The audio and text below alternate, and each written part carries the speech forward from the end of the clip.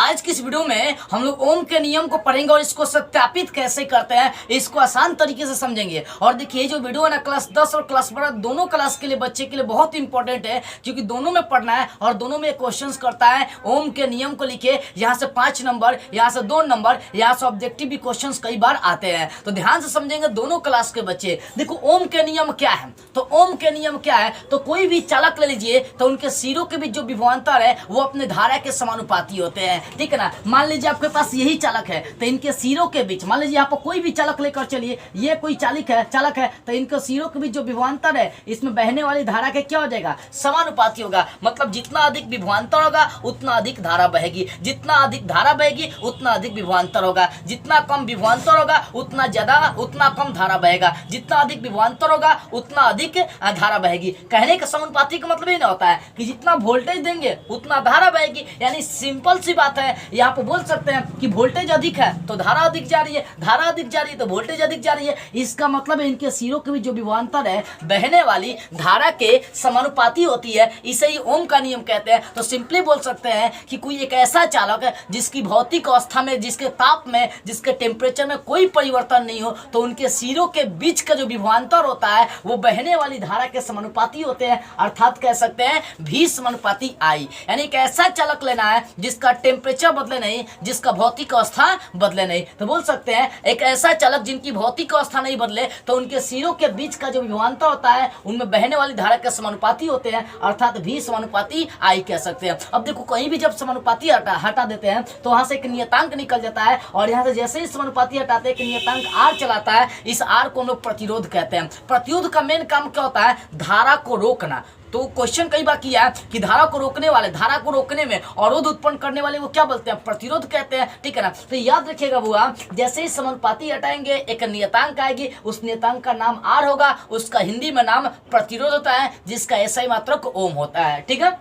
अब देखिए यहां से मैंने I का मान निकाली, R गुना में इधर चलाएगा बटा में, यानी I बराबर फॉर्मूला निकल जाएगा V बटे R, ठीक है। तो आप V का भी मान निकाल सकते हैं, IR निकाल सकते हैं, तो यहां से निकला ही है, ठीक है। तो ये ओम का नियम है। अब एक क्वेश्चन ऑब्जेक्टिव यहां से कर देता है कि ओम के नियम में किसका मान नियतांक होता है, तो आप सिंपली समझ भी सकते हैं कि R क्या एक नियतांक है। तो याद रखिएगा ओम के नियम में नियतांक जो होता है एक ताप भी होता है, अगर प्रतिरोध नहीं देगा तो ताप ही मानेंगे। क्यों? क्योंकि जब आप इसका डेफिनेशन पढ़ते हैं तो बोलते हैं कि इसके ताप में परिवर्तन नहीं होना चाहिए, तो अगर प्रतिरोध नहीं दिया रहेगा तो ताप भी मार सकते हैं, ठीक है ना। लेकिन अधिकांशतः संभावना बनती है आपको प्रतिरोध देता है कि ओम के नियम में किसका मान नियतांक होता है, तो वो कौन होता है, प्रतिरोध होता है, ठीक है ना। किसका मान नहीं बदलना चाहिए, तो ताप का नहीं बदलना चाहिए। ये भी क्वेश्चन कर सकता है कि ओम के नियम में किसका मान नहीं बदलता है, तो उसका टेम्परेचर का नहीं बदलता है, ठीक है। तो ये ओम का नियम था। अब भैया इसको सत्यापित कैसे करेंगे, इसको प्रमाणित कैसे करेंगे, इसको प्रूफ कैसे करेंगे, इसको साबित कैसे करेंगे, इसको हम लोग समझ लेते हैं। देखो सबसे पहले इसको दो माध्यम से हम लोग साबित करेंगे।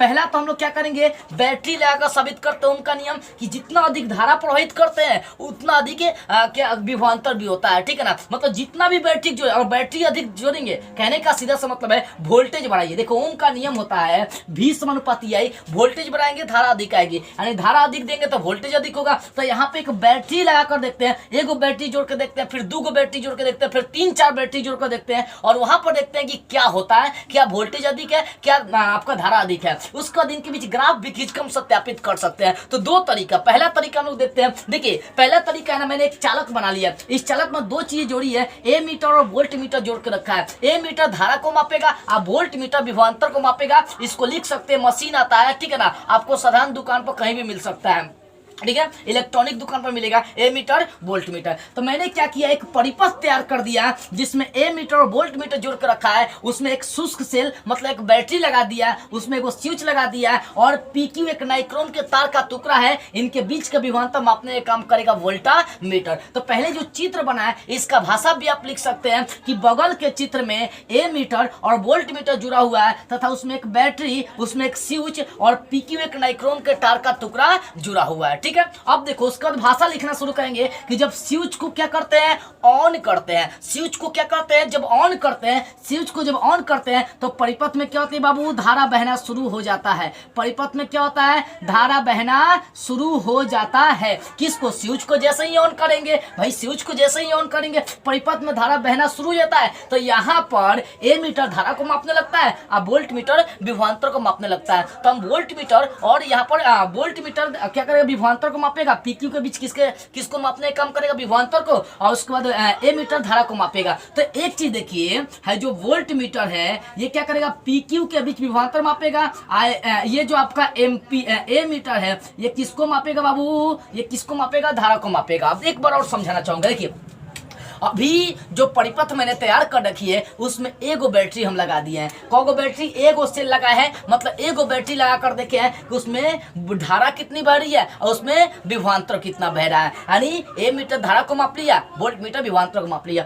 अब क्या करते हैं कि एगो बैटरी के जगह पर दूगो बैटरी इसमें लगा कर देखते हैं। तो यहाँ पर जब दूगो बैटरी लगाकर धारा प्रवाहित करते हैं तो भी देखते हैं कि यहाँ पर जो ए मीटर और वोल्ट मीटर का जो पथन आया एकदम बराबर है। जब दूगो से काम नहीं फरिया है तो भैया हम 3 गो 4 गो 5 गो बैटरी लगाकर देख लिए। 3 4 5 जब बैटरी मैंने लगा दिया तो भी देख रहे हैं कि जो धारा और जो विभवांतर है उसका मान सेम आ रहा है। यानी उसका मान क्या रही है, सेम आ रही है। यानी सीधी सी बात अगर कह सको यहाँ पर तो जो V/I का मान होता है वो क्या होता है, सेम आता है। सोचिए एक बैटरी लगा तो जितना विभवांतर होगा उतना धारा है, ठीक है। 2 बैटरी लगा तो वहां भी जितना विभवांतर है उतना धारा है। 3 बैटरी लगा तो जितना विभवांतर है उतना धारा है। सीधी सी बात है ना बाबू, ये समझने वाली बात है, ठीक है ना। परिपथ तैयार कर लीजिएगा, एक बैटरी जोड़कर उसमें धारा प्रवाहित करिए और उसमें वोल्ट मीटर और ए मीटर से धारा को मापिए, विभवांतर को मापिए और नोट कर लीजिए उसको, ठीक है। 2 सेल लगाइए उसको भी नोट करिए। 3 सेल 4 सेल 5 सेल बैटरी, मतलब सेल का मतलब बैटरी, ये 3 4 5 सेल लगा कर देखिए वहां पर क्या हो रही है, आज सबको नोट करके देखिए। तो प्रत्येक बार जब एक बैटरी लगाए, 2 बैटरी लगाए, 3 4 5 बैटरी लगाए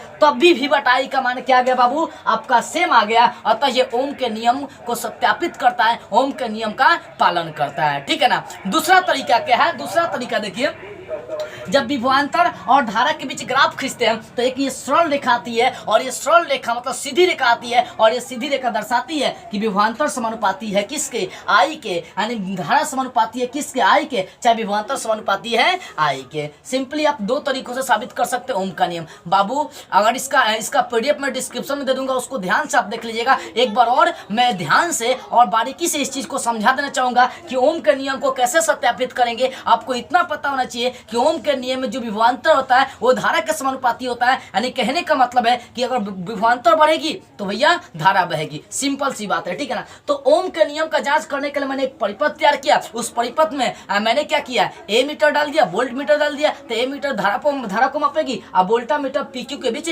विभवांतर को मापने का काम करता है, ठीक है। तो एक बैटरी लगा कर देखा तो देखा कि V/I का मान क्या गया। फिर 2 बैटरी लगाया तो भी V/I का मान सेम आया। फिर 3 4 5 बैटरी लगा कर देखा तो भी क्या हो गया, V/I का मान सेम आया। यानी प्रत्येक बार V/I का मान क्या होता है, सेम होता है। अतः कितना भी बैटरी लगा ले फिर भी क्या करेगा, V/I का मान सेम आएगा। यानी ये ओम के नियम का क्या करता है, अच्छी तरह से पालन करता है। और दूसरा आप ग्राफ खींच सकते हैं, ठीक है ना। तो मुझे विश्वास है कि ओम के नियम विस्तार से समझ में आ गई हो। इसका स्क्रीनशॉट लेना चाहते हैं तो आप आसानी से ले सकते हैं। एक और ऑब्जेक्टिव क्वेश्चन यहाँ से देखो, जो धारा है, धारा का ऐसे मात्रक क्या होता है बाबू, तो धारा का ऐसे मात्रक एम्पियर, अब विभवांतर का ऐसे मात्रक क्या होता है, वोल्ट होता है। अब प्रतिरोध का ऐसे मात्रक क्या होता है, ओम होता है। एक और क्वेश्चन करता है कि विभवांतर, विभव और विद्युत वाहक बल, इन तीनों का ऐसे मात्रक वोल्ट ही होता है। देखिएगा क्या, विभवांतर का ऐसे मात्रक वोल्ट, विभव का ऐसे मात्रक वोल्ट, अब विद्युत वाहक बल का ऐसे मात्रक क्या हो जाएगा, वोल्ट हो जाएगा, ठीक है ना। तो इन तीनों को आप याद रखिएगा।